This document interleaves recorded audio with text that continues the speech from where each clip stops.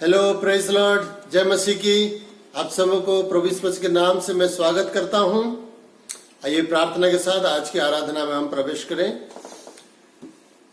हमारे अनुग्रहकारी परमेश्वर, धन्यवाद, स्तुति, प्रशंसा, महिमा आपकी हो।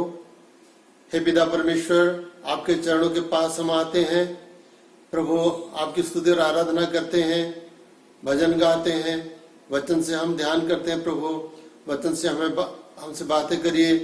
हे पिता परमेश्वर, हम प्रार्थना करते हैं हमारे देश को, हमारे राज्य को और सारी दुनिया में जो आपके लोग हैं, जहाँ कहीं भी हैं, कोरोना की महामारी से कृपया बचाकर आपकी महिमा प्रकट करिए।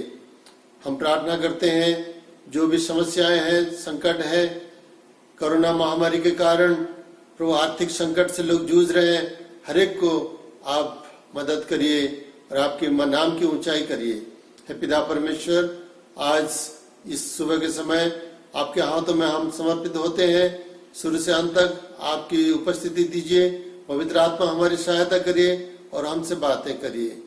सारे आदर और महिमा आपको देते हुए प्रभु यीशु मसीह के नाम से मांगते हैं पिता, आमीन। ब्रदर तपन के साथ एक भजन गाकर हम प्रभु की स्तुति और आराधना करें। Praise the Lord. आइए परमेश्वर की आराधना करें इस सुंदर से गीत के साथ।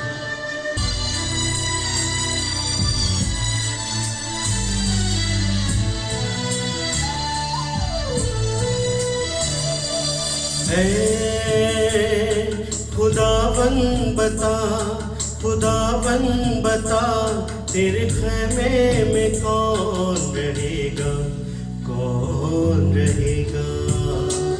तेरे पवित्र पर्वत पे जाके कौन बसेगा।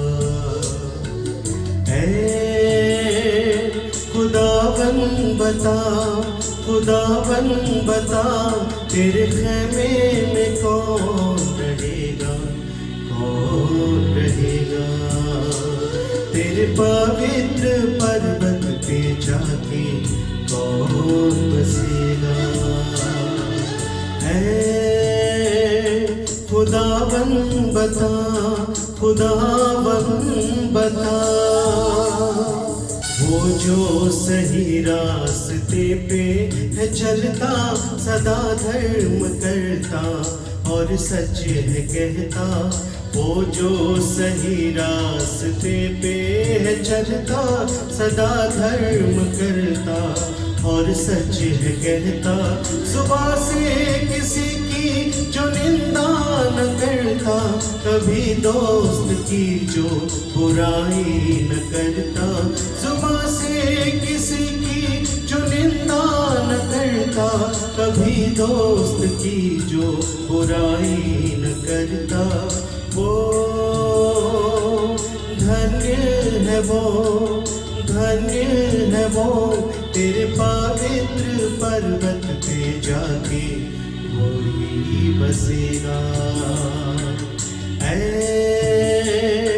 खुदावन बता, खुदावन बता। जो दुर्जन से हरदम निगाहें फिराता, फकत नेक बंदों की इज्जत वो करता।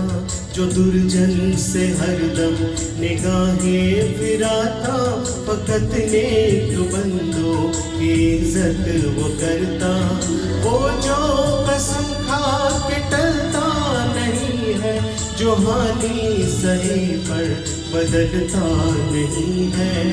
वो जो कसम खा के टलता नहीं है, जो हानि सही पर बदलता नहीं है। वो धन्य है वो, धन्य है वो, तेरे पवित्र पर्वत पे जाके वही बसेगा। खुदावन बता, खुदावन बता।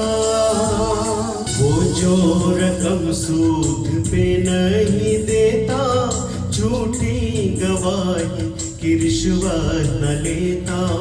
वो जो रकम सूद पे नहीं देता, झूठी गवाही कि रिश्वत न लेता। ऐसा काम तो जो भी है करता, सही रास्ते से कभी ना भटकता। ऐसा काम तो जो भी है करता, सही रास्ते से कभी ना भटकता। वो धन्य है वो, धन्य है वो, तेरे पवित्र पर्वत पे जाके वही बसेगा। तेरे पवित्र पर्वत पे जाके वही बसेगा। ऐ खुदावन बता, खुदावन बता, तेरे खैमे में कौन रहेगा, कौन रहेगा। तेरे पवित्र पर्वत पे जाके कौन बसेगा। ऐ खुदावन बता, खुदावन बता। बहुत धन्यवाद। परमेश्वर की स्तुति हमेशा की है,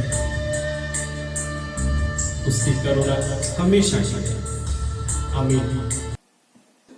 आज का शीर्षक पिछले हफ्ते का कंटिन्यूएशन है, जो है परमेश्वर के नजर में कैसे हम महान बने।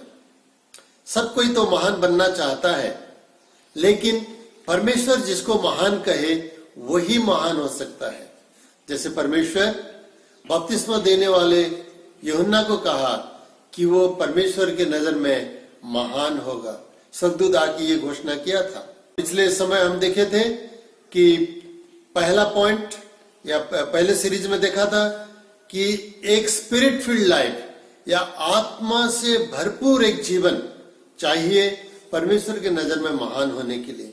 और दूसरा है, आज हम जो देखेंगे वो है एक अलग किया हुआ जीवन या एक पवित्र जीवन, एक अलगाव का जीवन जो परमेश्वर के नजर में हमें महान बनाता है। उसी वचन को दोबारा हम पढ़ते हैं। लूका रचित सुसमाचार 1 अध्याय उसका 13 से 17 हम पढ़े थे पिछले हफ्ता। आज सिर्फ 15 पद को पढ़ेंगे। वह प्रभु के सामने महान होगा और दाखरस और मदिरा कभी ना पिएगा, और अपनी माता के गर्भ ही से पवित्र आत्मा से परिपूर्ण हो जाएगा।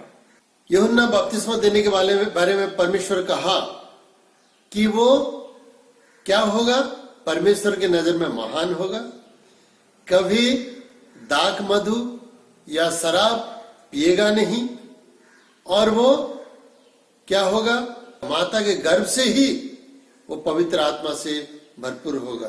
बपतिस्मा देने वाले यूहन्ना जब थोड़ा सा बड़ा हुआ, उसके बाद वो जंगल में जाके रहा और उसका खान पान, उसका वस्त्र, वो सब दुनिया के लोगों से अलग था, हटके था, क्योंकि परमेश्वर उसको महान बनाना चाहता था। और परमेश्वर की इच्छा के अनुसार ही यूहन्ना क्या किया, वो अपना खान पान, स्वभाव और सब कुछ, वस्त्र पहनना अलग था। उसी प्रकार वो अलग सा जीवन व्यतीत करता, वो जंगल में बियाबान में जाके वो रहता था। तो यूहन्ना का जीवन एक अलग सा जीवन था। It was totally A separated Holi life, जिसके कारण वो परमेश्वर के नजर में महान हुआ। आज हम देखेंगे कि मसीह जीवन एक अलग सा जीवन होना चाहिए, एक पवित्र जीवन होना चाहिए, एक अलग किया हुआ हमारा जीवन है।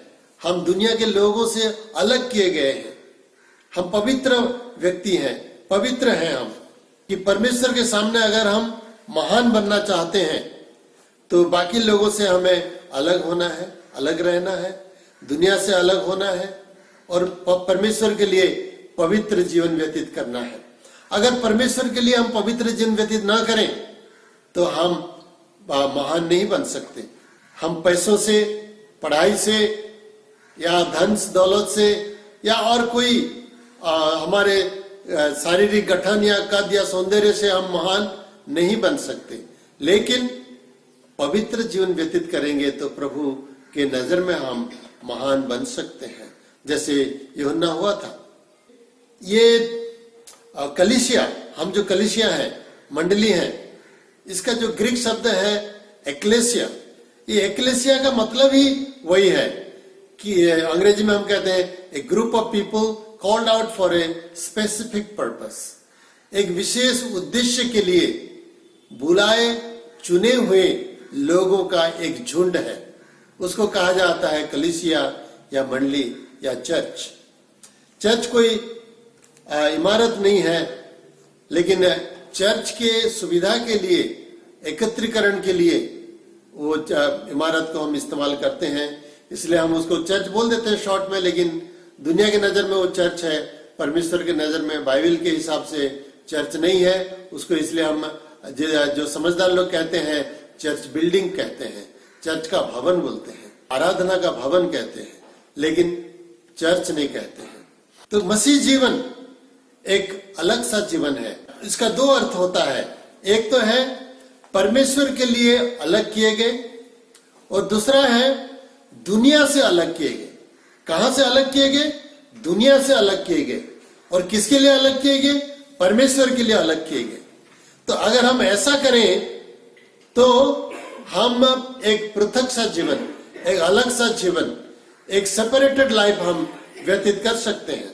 प्रभु के वचन से हम पढ़ेंगे पहला पत्रस उसका 1:16 में, जहां परमेश्वर हमें पवित्र बनने के लिए आह्वान देते हैं। क्योंकि लिखा है पवित्र बनो क्योंकि मैं पवित्र हूँ।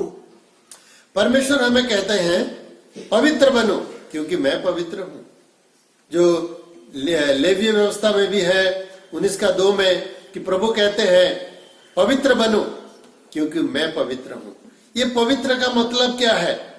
इसका ग्रीक शब्द है हैगियोस। हैगियोस मतलब टू सेट अपार्ट या अलग होना, अलग होना, एक भिन्न जीवन व्यतीत करना। कहां से? दुनिया के जो रीति रिवाज प्रथा से अलग होना। और किसके लिए? परमेश्वर के लिए अलग होना और परमेश्वर के पवित्रता में चलना, परमेश्वर के पवित्रता के अनुसार, परमेश्वर की इच्छा के अनुसार चलना, वही पवित्रता है। पवित्रता का मतलब नहीं है कि सिर्फ साफ सुथरा हो जाना। हालांकि कुछ लोग कहते हैं cleanliness is next to godliness. ये हो सकता है, क्लीनलीनेस गॉडलीनेस के आसपास का चीज है, लेकिन गॉडलीनेस नहीं है, धार्मिकता नहीं है, पवित्रता नहीं है। वाचा का संदूक जहां रहता था मिलाप वाले तंबू में, वहां जहां परमेश्वर का जो संदूक था, वाचा का संदूक, वहां वो महापवित्र स्थान में साल में एक बार महायाजक जाते थे सेवा टहल करने के लिए, साफ सुथरा करने के लिए। देखिए, एक तंबू को अगर आप 1 महीना नहीं जाएंगे साफ सुथरा करने के लिए तो कितना डस्ट, माइक्रो डस्ट जम जाता है उसके ऊपर। तो 1 साल न जाए तो कितना गंदगी उसमें रहेगा। महापवित्र स्थान को साल में सिर्फ एक बार महायाजक जाते थे और सेवा टहल करते थे। एक अलग क्या? परमेश्वर के उद्देश्य के लिए, परमेश्वर की उपस्थिति के लिए, और जो जहां वाचा का संदूक था उसी के लिए सिर्फ वो जगह रहता था कि परमेश्वर के लिए ही वो सेपरेटेड था, इसलिए उसको महापवित्र स्थान कहा जाता था। जब हम परमेश्वर के लिए अपने जीवन को, अपने समय को, अपने सब कुछ को समर्पित करेंगे, तब हमें प्रभु पवित्र कहेगा। परमेश्वर इसलिए कहता है तुम पवित्र बनो क्योंकि मैं पवित्र हूं। अगर हम परमेश्वर के संतान हैं तो पवित्र बनना है, क्योंकि हमारा परमेश्वर पवित्र है। हमारा बाप अगर पवित्र है तो हम उसके बच्चे पवित्र बनना चाहिए। हमारा स्वभाव भी पवित्रता की ओर होना चाहिए। मैं आप लोगों को कहना चाहता हूं कि परमेश्वर हमें साधु करके या सेंट करके पुकारते हैं। विश्वासियों के जीवन में 3 स्टेजेस होती है या 3 स्तर होता है। पहला तो है कि हम जब उद्धार पाते हैं विश्वास के द्वारा, यीशु मसीह के मृत्यु पुनरुत्थान पर विश्वास करके और उद्धार पाने के समय हम धर्मी बन जाते हैं। जैसे हम पढ़ते हैं प्रभु के वचन में रोमी उसका 10 का 10। क्योंकि धार्मिकता के लिए मन से विश्वास किया जाता है और उद्धार के लिए मुंह से अंगीकार किया जाता है। जब हम स्वीकार करते हैं प्रभु यीशु मसीह को हमारे उद्धारक के रूप में, दिल से हम विश्वास करते हैं और मुंह से अंगीकार करते हैं, तो हम क्या होते हैं? धर्मी बन जाते हैं। हमें धर्मी ठहराया जाता है। मतलब यीशु मसीह का धार्मिकता हमारे ऊपर आता है और हमें धार्मिक डिक्लेयर किया जाता है। परमेश्वर हमें धर्मी जन करके घोषणा कर देते हैं। हमारा चरित्र, हमारा जीवन अपवित्र होने से भी, हमारा अच्छा नहीं होने पर भी, जब हम विश्वास करते हैं प्रभु यीशु मसीह को, हमें प्रभु धार्मिक घोषणा कर देते हैं, डिक्लेयर कर देते हैं, ऐलान कर देते हैं कि यीशु मसीह पर हम विश्वास स्थापन करने के कारण यीशु मसीह के धार्मिकता हमारे ऊपर आ जाता है और हम परमेश्वर के नजर में एक संत बन जाते हैं, धर्मी जन बन जाते हैं। और दूसरा स्टेज क्या होता है कि एक तो हम धर्मी बन जाते हैं, लेकिन उसके बाद हम अगर कुछ गलत काम करते हैं, कुछ गलतियां होता है हमारे जीवन में, और ऐसे कोई भी व्यक्ति नहीं है जो गलत काम नहीं करता हो इस दुनिया में, ऐसा कोई विश्वासी ना हो। इसीलिए परमेश्वर हमारे लिए इंतजाम किया है कि हम दिन प्रतिदिन सैंक्टिफाइड लाइफ या सैंक्टिफिकेशन, पवित्रीकरण, विशुद्धिकरण का जीवन हमारे जीवन में कंटिन्यूअसली होती रहे। आखिरी जिंदगी के आखिरी तक हमारा विशुद्धिकरण का एक प्रोसेस, एक प्रक्रिया जारी रहता है। जैसे हम पढ़ते हैं पहला थिस्सलुनीकी उसका 4 अध्याय 3 से 5। क्योंकि परमेश्वर की इच्छा यह है कि तुम पवित्र बनो, अर्थात व्यभिचार से बचे रहो, और तुम में से हर एक पवित्रता और आदर के साथ अपने पात्र को प्राप्त करना जाने। और ये काम अभिलाषा से नहीं, अन्य जातियों के समान जो परमेश्वर की नहीं जानती। तो सैंक्टिफिकेशन या पवित्रीकरण एक प्रक्रिया होता है, एक प्रोसेस होता है। दिन प्रतिदिन प्रभु हमें पवित्रता की ओर ले चलता है। तो हमें सिद्ध बनने के लिए टाइम लगता है, इसीलिए प्रभु हमें एक सिद्धता की ओर ले जाता है और धीरे धीरे हमें शुद्ध करके वो ले जाता है। और उसके बाद हमें प्रभु महिमामय कर देता है। तो साधु संत महिमामय हो जाते हैं प्रभु के दोबारा आगमन के समय में। जैसे हम पहला कुरिन्थी उसका 2 अध्याय 7 वचन और 9 वचन में देखते हैं। परंतु हम परमेश्वर का वह गुप्त ज्ञान भेद की रीति पर बताते हैं, जिससे परमेश्वर ने सनातन से हमारी महिमा के लिए ठहराया। परंतु जैसा लिखा है, जो बातें आंख ने नहीं देखी और कान ने नहीं सुनी और जो बातें मनुष्य के चित्त में नहीं चढ़ी, वे ही हैं जो परमेश्वर ने अपने प्रेम रखने वालों के लिए तैयार की है। तो प्रभु आएगा, उस समय उसके समान बना देगा, महिमामय कर देगा, उसके महिमा को हम प्राप्त करेंगे। सिद्धता की अवस्था हमारा उस समय होगा। सैंक्टिफिकेशन प्रभु हमें कर देता है, सैंक्टिफाई कर देता है, हमारे पाप क्षमा कर देता है, हमें जस्टिफाई कर देता है, या हमें धार्मिक करके ऐलान कर देता है यीशु मसीह पर विश्वास रखने के कारण। उसके बाद प्रभु हमें दिन प्रतिदिन शुद्ध करते चलता है और आखिरी में हमें संपूर्ण सिद्ध और महिमा में कर देगा। जब यीशु मसीह आएगा, अपना शारीरिक परिवर्तन, रूपांतरण हो जाएगा शरीर भी, और हम महिमा में बन जाएंगे। लेकिन देखिए कि सैंक्टिफिकेशन या जो पवित्रीकरण, विशुद्धिकरण जो है, वो भी 3 प्रकार का होता है, या पवित्रीकरण, विशुद्धिकरण 3 प्रकार का होता है। नंबर 1, हम जब यीशु मसीह पर विश्वास करते हैं, उस समय प्रभु यीशु मसीह का जो पवित्रता हमारे ऊपर इंप्यूट किया जाता है या हमारे ऊपर ट्रांसफर किया जाता है, और इसलिए उसको हम कहते हैं पोजिशनल सैंक्टिफिकेशन। मतलब केवल अवस्थागत पवित्रता या प्रभु यीशु मसीह पर हम विश्वास स्थापन करने के कारण हमारा स्थिति पवित्रता में बदल जाता है। मतलब केवल हमारा जो पोजीशन है, हमारा स्थिति पवित्र हो जाता है। हालांकि हमारा जीवन उस समय कैसा भी हो, जैसे प्रभु हमें उस समय साधु करके, संत करके वो बुलाते हैं। पहला कुरिन्थी उसका 1 में हम देखते हैं, परमेश्वर की उस कलीसिया के नाम जो कुरिन्थस में है, अर्थात उनके नाम जो मसीह यीशु में पवित्र किए गए और पवित्र होने के लिए बुलाया गए हैं, और उन सब के नाम भी जो हर जगह हमारे और अपने प्रभु यीशु मसीह के नाम से प्रार्थना करते हैं। अंग्रेजी बाइबल में लिखा है सेंट्स करके, संत करके।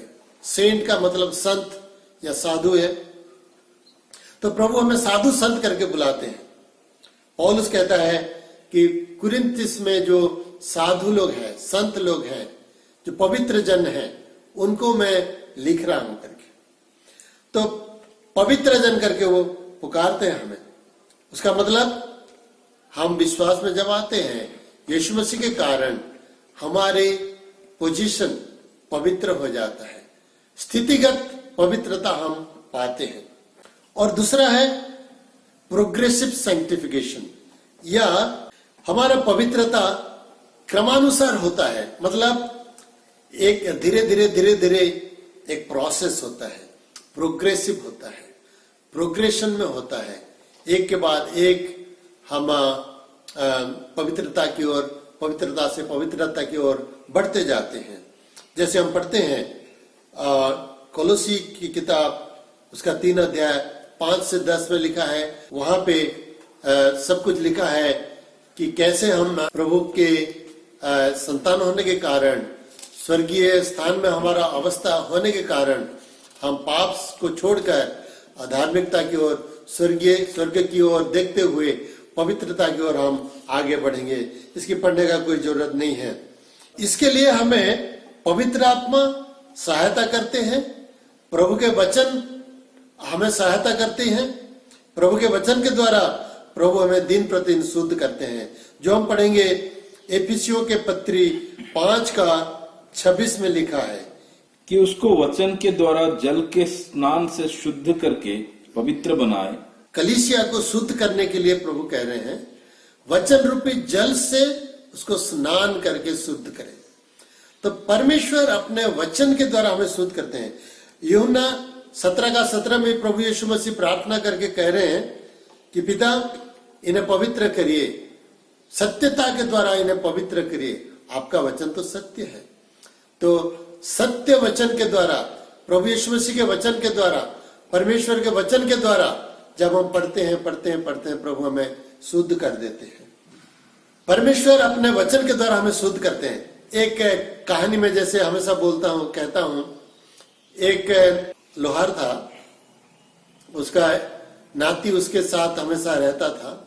तब ने पोते से कहा, कोयला का एक बास्केट था, तो कहा कि जाओ तुम पास में जो नाला है, पानी है जा रहा है, वहां से पानी, एक बास्केट पानी लेके आओ। वो ऐसे जाता था, आने के टाइम क्या होता था, रास्ते में सारा पानी चला जाता था। फिर कहता, अरे पानी नहीं लाया? नहीं, जाओ दोबारा जाओ लेके आओ। ऐसे करके वो लड़का जाता था, लाता था, रास्ते में पानी खत्म हो जाता था। ऐसे करके बहुत बार क्या, थक गया। उसके बाद बोला, नाना जी आप कितना मुझे परेशान करोगे, देखो पानी तो आता नहीं इस बास्केट में, मैं थक गया हूं। उसके बाद नाना जी कहे, देखो बेटा तुम्हारा जो बास्केट को अभी देखो, पहले कैसा था अभी कैसा है। पहले कितना काला था, कोयले का डस्ट से भरपूर था और बहुत गंदा था ना, लेकिन जब तुम पानी लेते लेते आए उस समय क्या हो गया, देखो तुम्हारा बास्केट को देखो, वो अभी पूरा साफ हो गया है। तो हमारा जीवन भी ऐसा होता है। प्रभु के वचन को हम जब पढ़ते हैं, ध्यान करते हैं तो हमारा जीवन धीरे धीरे धीरे धीरे शुद्ध और पवित्र हो जाता है, साफ हो जाता है। रोमी 15:16 में भी हम पढ़ते हैं कि पवित्र आत्मा के द्वारा प्रभु हमें शुद्ध और पवित्र करते हैं। कि मैं अन्य जातियों के लिए मसीह यीशु का सेवक होकर परमेश्वर के सुसमाचार की सेवा याजक के समान करूं, जिससे अन्य जातियों का मानव चढ़ाया जाना पवित्र आत्मा से पवित्र बनकर ग्रहण किया जाए। पवित्र आत्मा से पवित्र बनकर ग्रहण किया जाएंगे। अन्य जाति हो, पापी हो, कुछ भी हो, जब प्रभु यीशु मसीह के पास हम आते हैं, पवित्र आत्मा, प्रभु के वचन से जब हम विश्वास करते हैं, पवित्र आत्मा हमें शुद्ध और पवित्र करते हैं, हमारे मन को साफ कर देते हैं, सारे गंदगी को दूर कर देते हैं। और पवित्र आत्मा उसी काम को करते हैं, हमें धीरे धीरे वो अच्छा इंसान बना देते हैं और सत्यता की ओर हमें ले जाते हैं, हमें पवित्र कर देते हैं। दूसरा थिस्सलुनीकी उसका 2:13 में भी उस प्रकार लिखा गया है। और तीसरी बात है अल्टीमेट सैंक्टिफिकेशन, मतलब आखिरी सिद्धता, पवित्रता, संपूर्ण पवित्रता। पहला यूहन्ना 3:2 में हम पढ़ते हैं, हे प्रियो, अब हम परमेश्वर की संतान हैं और अभी तक यह प्रकट नहीं हुआ कि हम क्या कुछ होंगे। इतना जानते हैं कि जब वह प्रकट होगा तो हम उसके समान होंगे, क्योंकि उसको वैसा ही दिखेंगे जैसा वह है। उसको वैसा ही देखेंगे जैसा वो है। मतलब प्रभु हमें पवित्र आत्मा क्या करेंगे, यीशु के समान बनाएंगे, सिद्ध बनाएंगे और कहेंगे, लिखा है कि जैसे वो है वैसे हम अपने आप को देखेंगे और वो उसको देखेंगे, हम अपने आप को देखेंगे, बोलेंगे अरे जैसा वैसे है ऐसा मैं बन गया। कैसे हुआ? ये प्रभु के वचन के कारण, पवित्र आत्मा के संगति के कारण, कार्य के कारण हमारे जीवन में होता है। इसलिए ये दो चीजें हमारे जीवन में बहुत इंपॉर्टेंट है। यहूदा 1:24 में लिखा है कि जब वो आएगा हमारे शरीर आत्मा प्राण को शुद्ध और पवित्र करके वो उपस्थापन करेगा पिता के सामने, तो हम सिद्ध अवस्था में प्रवेश करेंगे। तो यूहन्ना इसलिए महान हुआ क्योंकि उसका जीवन भी ठीक उसी प्रकार था। वो परमेश्वर के नजर में एक सेपरेटेड लाइफ बिताया, अलग सा एक जीवन बिताया और दुनिया के लोगों के समान नहीं। वो अगर चाहता था, वो तो सिटी में था, यरूशलेम सिटी में था। यरूशलेम शहर में उसके माँ बाप रहते थे। वो एक ही लड़का था, एकलौता लड़का था और एक बहुत बड़ा याजक का लड़का था, इसलिए उसका कोई घटी कमी नहीं था।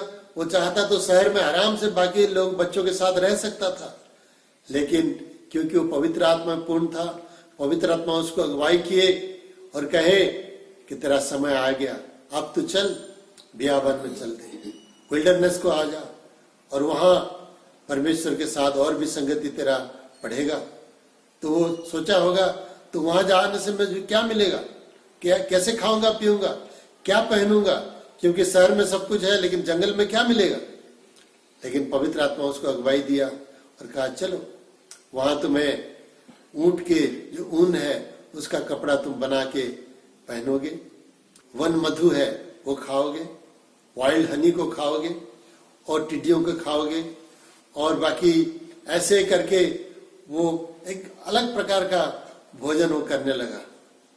हालांकि प्रभु के वचन के अनुसार ही जो खाने के लायक है वही खाता था, बाकी वो नहीं खाता था।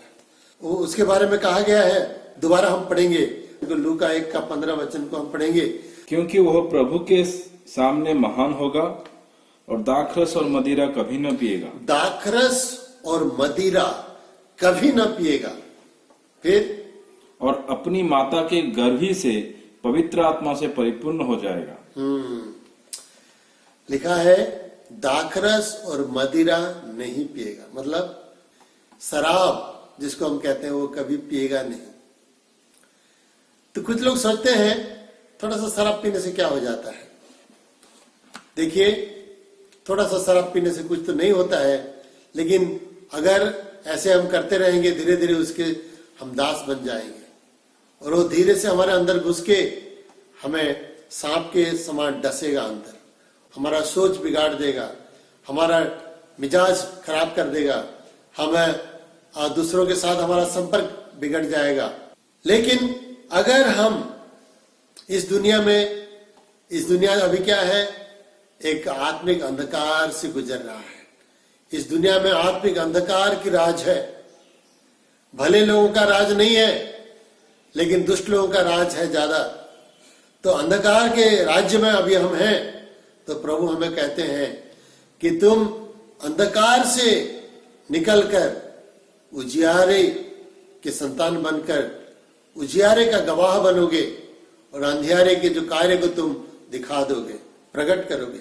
इसलिए मैं तुम्हें बुलाया हूं, एक पवित्र जाति करके, पवित्र प्रजा करके मैं तुम्हें बुलाया हूं और तुम्हें परमेश्वर के याजक करके नियुक्त किया हूं।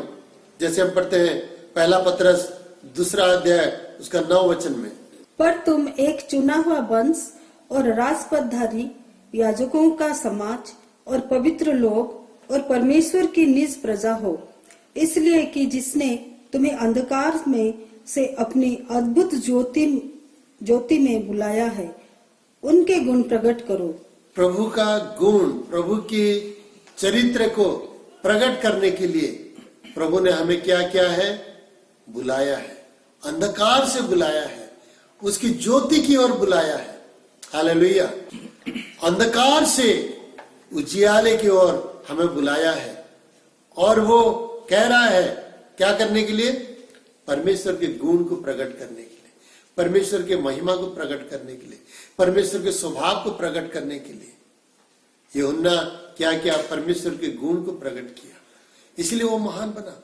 एक सेपरेटेड लाइफ। देखिए कभी कभी हम सोचते हैं कि थोड़ा सा गलत काम करने से प्रभु माफ कर देगा। हाँ, अगर हम पाप को स्वीकार करेंगे, माफी मांगेंगे तो प्रभु जरूर माफ करेगा।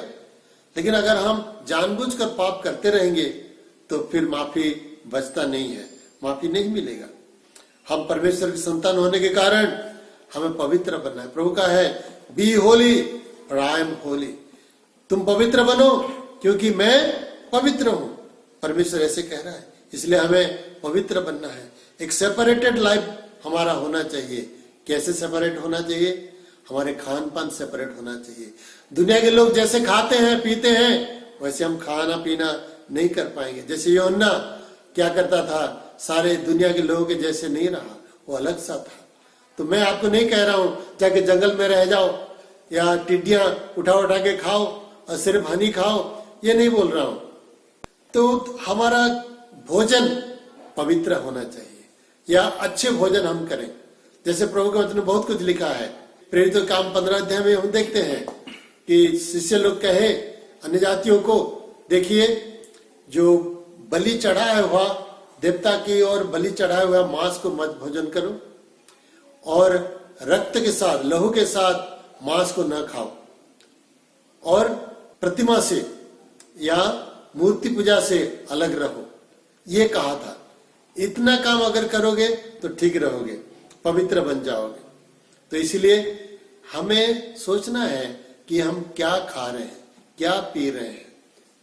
सारे दुनिया के लोग आजकल तो छोटे छोटे बच्चे, जवान लड़के लोग को मैं देखता हूं, रात में अगर मैं जा रहा हूं, बाइक में जा रहा हूं या कार में जा रहा हूं तो देखता हूं कोई ब्रिज के ऊपर बैठे रहते हैं, उनके सामने बॉटल्स रहता है और कुछ खाते हैं और कुछ पीते रहते हैं। छोटे छोटे बच्चे, उनको देखने से तरस आता है।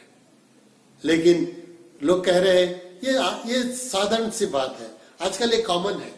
कुछ लोग बोलते हैं oh beer is a common drink, ऐसे लोग बोलते हैं।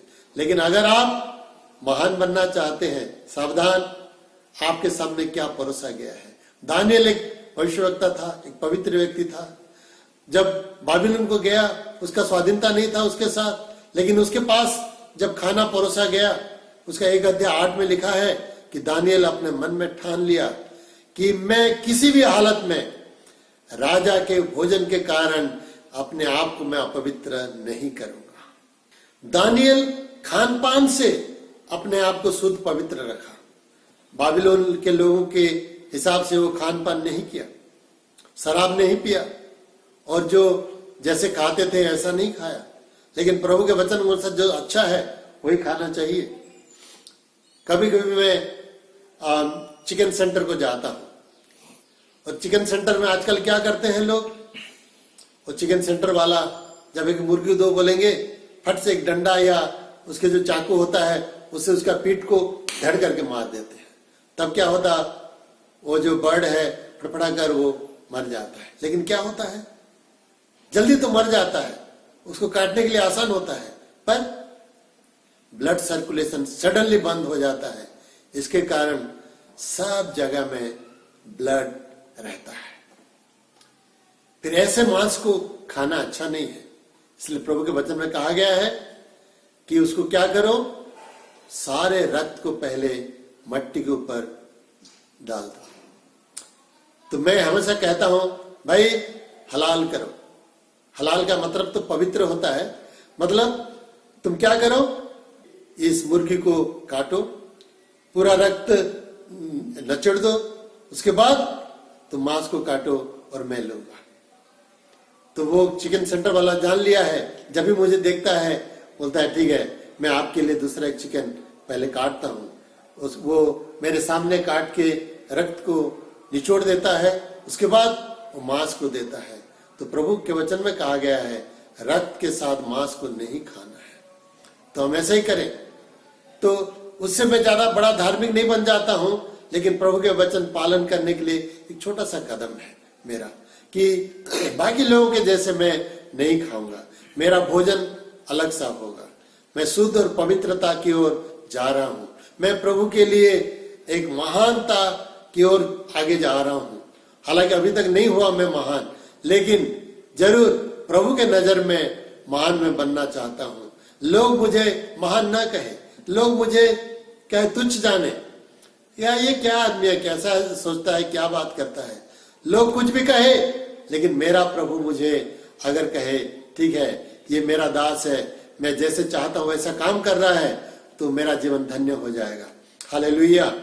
आजकल के जमाने में वेस्टर्न कंट्रीज में जाएंगे तो क्रिश्चियन लोग भी शराब पीते हैं, लेकिन मैं देखा हूं जो अच्छे विश्वासी लोग हैं वेस्टर्न वर्ल्ड में भी है, वो शराब नहीं पीते हैं।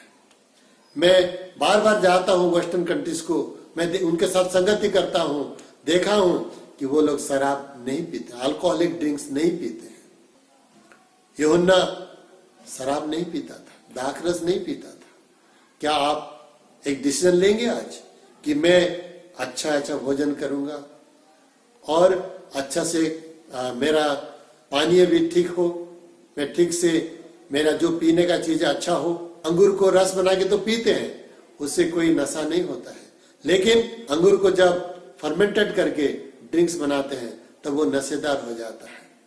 चावल को हम खाते हैं, लेकिन शैतान क्या करता है, लोगों को कहता है कि चावल को पहले उसको सड़ाओ, फर्मेंट करो, बहुत दिन तक ऐसे पानी में छोड़ दो, जब खट्टा हो जाएगा, गंदा होगा, बदबू निकलेगा, उसके बाद उसको बनाओ, शराब बनाओ और पियो। और उसके ऊपर भी कुछ केमिकल डालते हैं, उसके बाद वो शराब बन जाता है, अल्कोहलिक हो जाता है। अल्कोहलिक ड्रिंक्स हमें नहीं छूना है, क्योंकि हम परमेश्वर के सामने अगर पवित्र बनना है तो हमारा खान पान भी पवित्र हो, हमारा पहरावा कैसा होना चाहिए, हमारा ड्रेसिंग अच्छा होना चाहिए। ड्रेस हम क्यों पहनते हैं? ड्रेस हमें अपने इज्जत को ढांकने के लिए, लज्जा को ढांकने के लिए हम पहनते हैं। लेकिन आजकल के लोग क्या करते हैं, ड्रेस जितना भी छोटा हो वो सोचते हैं वो मॉडर्न फैशन है। शरीर के अंग को बाहर एक्सपोज करने के लिए हम ड्रेस ना पहने, लेकिन हमारे इज्जत को ढांकने के लिए, कवर करने के लिए हमें ड्रेसेस पहनना है। और हमारा वार्तालाप कैसा हो, कुछ कुछ लोग बातों बातों में गंदगी उगलते हैं। हमारे बात भी शुद्ध और पवित्र होना चाहिए, हमारे बातों में शुद्धता, अनुग्रह, ग्रेस होना चाहिए। वी शुड टॉक ग्रेसफुली, अच्छे शुद्ध और पवित्र हमारे बातें होना चाहिए। दुनिया के लोगों के जैसे हम गंदे गंदे बातें न करें। हमारे सोच में पवित्रता होना चाहिए, हम क्या सोचते हैं। कभी कभी लोग हमारे अंदर को तो नहीं देख पाते हैं, लेकिन परमेश्वर देखता है हमारे मन में क्या है, क्या सोच विचार है, कितना गंदगी है। लोग सोचते हैं अरे ये बहुत अच्छा लड़का है या लड़की है या आदमी है या स्त्री है, पुरुष है स्त्री है कहते हैं, लेकिन हमारे मन में क्या गंदगी चल रहा है किसको पता है। इसीलिए परमेश्वर सब देख रहा है, उसका वो विचार करेगा। ये जानकर हमारे मन में जो सोच विचार है उसको भी पवित्र करना चाहिए। अगर मन में कोई गंदा विचार आया तो ये इमीडिएटली कहे यीशु के नाम से गंदा विचार चले जा, मैं परमेश्वर का संतान हूं, मैं प्रभु का बेटा हूं, बेटी हूं, प्रभु यीशु के लहू मैं क्लेम करता हूं, प्रभु मुझे शुद्ध और पवित्र करिए, ऐसे कहिए। अपने देखने में क्या देख रहे हो, देखने में पवित्रता होना चाहिए। कुछ लोग ऐसी चीज देखते हैं जो साधारण लोगों के साथ देख नहीं पाएंगे। आज के जमाने में पोर्नोग्राफी, एक अश्लील चित्र लोग देख रहे हैं, गंदे चित्र को देख रहे हैं। इंटरनेट के जमाने में पूरे दुनिया के अश्लीलता भरा पड़ा है। अय्यूब जैसे कहा, मैं अपने आंखों के साथ वाचा बांधा हूं, मैं अश्लीलता को न देखूंगा, गंदगी को मैं देखूंगा नहीं। इसलिए आपके आंख क्या देख रहा है, बहुत सावधान, क्या देख रहे हो। जो गंदा चीज है देखना नहीं है। हाँ, हमारे आंख है इसलिए पहले नजर अगर पड़ जाता है कुछ गंदगी की ओर तो ठीक है, लेकिन दोबारा उसको गौर से देखेंगे तो उसका मतलब आप पाप है। तो फर्स्ट साइट पाप नहीं होता है, सेकंड साइट जब आप देखते हैं वो पाप बन जाता है। इसलिए कभी भी आप पाप को प्यार से मत देखिए, गंदे चीज को आप मत देखिए। तो आज के टेलीविजन में जो सब प्रसारित होता है सब कुछ अच्छा नहीं है, जो अच्छा है वो आप देखिए, जो खराब है बुरा है वो मत देखिए। हियरिंग, क्या सुन रहे हो। कभी कभी गंदे चीज सुनने में मजा आता है ना, संसारिक रीति से, लेकिन अगर हम प्रभु के संतान हैं, स्वर्ग स्थान हमारा स्थिति है, हम प्रभु के साथ स्वर्ग में बैठे हैं, तो हमारा सुनना भी पवित्र होना चाहिए। अच्छे अच्छे बातों को सुनिए, अच्छे अच्छे गानों को सुनिए, अच्छे भजन को सुनिए, प्रभु की स्तुति और महिमा करने वाले जो चीज है ऐसे बातों को सुनिए, गंदे बातों को मत सुनिए। कभी कभी कुछ लोग हमेशा कंप्लेन करते हैं, ऐसे कंप्लेन वालों की बात सुनिए मत। कुछ लोग हमेशा झगड़ा करने के लिए तुले रहते हैं, ऐसे झगड़ा वाले बातों को आप सुनिए मत, गंदे बातों को मत सुनिए। दूसरों के विरोध में कभी कभी लोग बोलते हैं वो ऐसा है वो ऐसा है, आप सुनिए मत, कहिए सॉरी मुझे ऐसी बात पसंद नहीं है, मैं नहीं सुनूंगा। दूसरों के विरोध में मैं नहीं सुनने वाला हूं, क्योंकि मेरा ऐसा समय नहीं है, वक्त नहीं है, अधिकार नहीं है दूसरों के विरोध में बोलना या सुनना। और हमारा सहभागिता भी पवित्र होना चाहिए। ऐसे लोगों के साथ हम चले, बैठे उठे, संगति करें जो अच्छे लोग हैं, प्रभु के संतान को। जैसे पहला भजन में भी हम पढ़ते हैं कि ऐसे लोग जो धन्य हैं, जो दुष्ट लोगों के साथ, जो पापियों के साथ उठबट न करते हैं। इसलिए हमारा सहभागिता भी अच्छे लोगों के साथ हो। पौलुस भी कहता है ऐसे लोगों के साथ संगति करो जो पवित्र हाथ उठाकर प्रभु की स्तुति आराधना करते हैं। हम प्रभु की आराधना करने वालों के साथ, पवित्र हाथ जिनके हैं उनके साथ संगति करना चाहिए।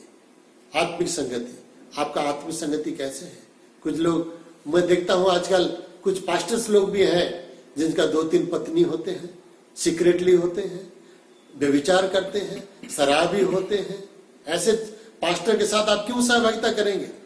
वो लोग कभी कभी दादा लोग होते हैं, गुंडा होते हैं, लोग डरा धमका के रखते हैं और उनके चर्च न जाने से उनको विरोध में जाते हैं।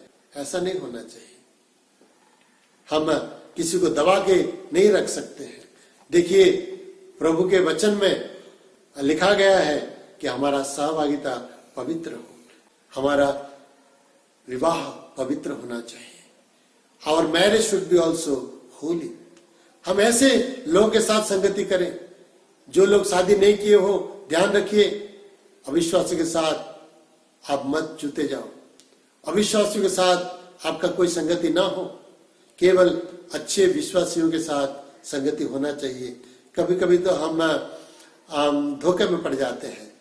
जब कोई शादी के पहले चुनाव करने के लिए हम जाते हैं, देखते हैं अच्छा तो लग रहा है, लेकिन बाद में पता चला अरे मुझे तो पता नहीं था ऐसा बनेगा, पहले तो अच्छा था।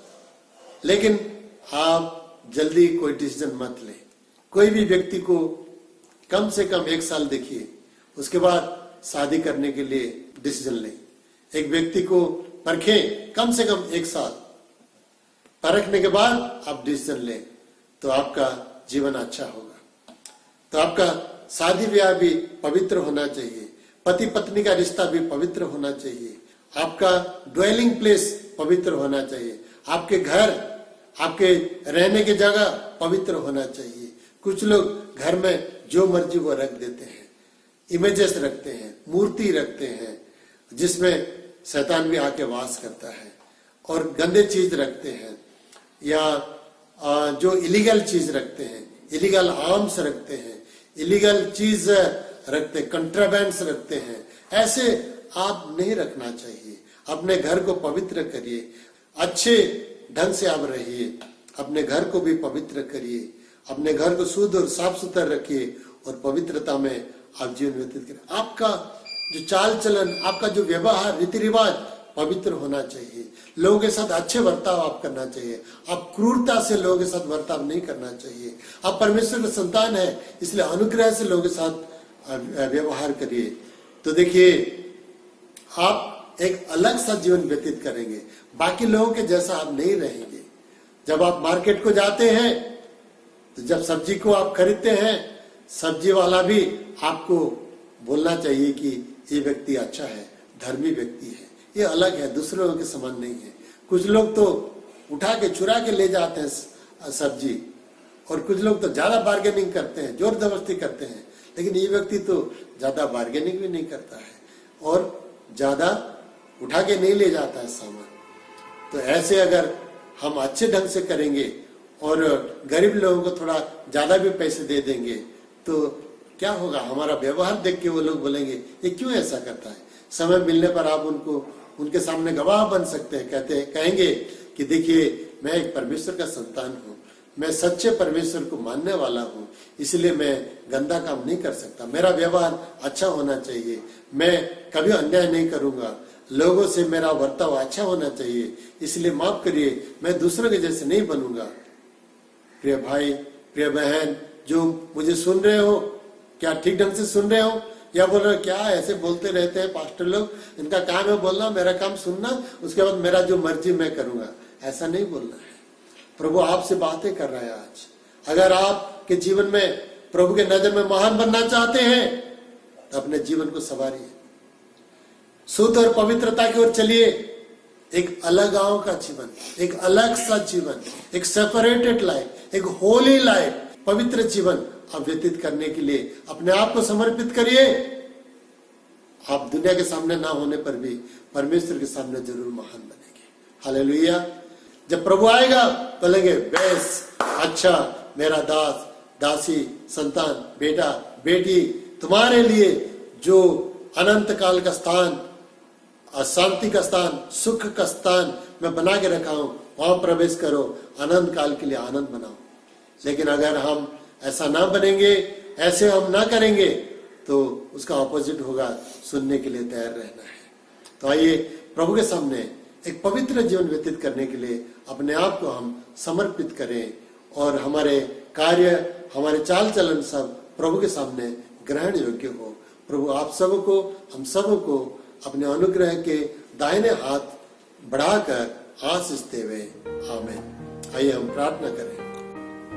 हमारे प्रेमी और दयालु परमेश्वर, धन्यवाद देते हैं कि आप प्रभु हमारे बीच में हैं, हमसे बातें कर रहे हैं, पवित्र जीवन व्यतीत करने के लिए, एक अलग सा जीवन व्यतीत करने के लिए, मसीह के लिए अलग जीवन व्यतीत करने के लिए आप हमें बातें कर रहे हैं, इसलिए धन्यवाद। प्रभु हमारे जीवन ऐसा ही हो, आपके ग्रहण योग्य हो, और आपके नजर में महानता की ओर हम आगे बढ़ते जाएं। प्रार्थना सुनने के लिए धन्यवाद। हर एक को आप छूकर आशीष दीजिए, हर एक की आवश्यकता को पूरा करिए, और पवित्रता की ओर बढ़ने के लिए मदद करिए। पवित्र आत्मा आप मदद करिए, प्रभु के वचन के द्वारा हमसे आगे बढ़ाइए। प्रार्थना सुनने के लिए धन्यवाद। प्रभु यीशु मसीह के नाम से मांगते हैं, आमीन। अब पिता परमेश्वर का प्रेम, प्रभु यीशु मसीह का अनुग्रह, पवित्र आत्मा की संगति, त्रिएक परमेश्वर की आशीष हम सबों के साथ हमेशा हमेशा के लिए होती रहे। आमीन। Praise the Lord. God bless you.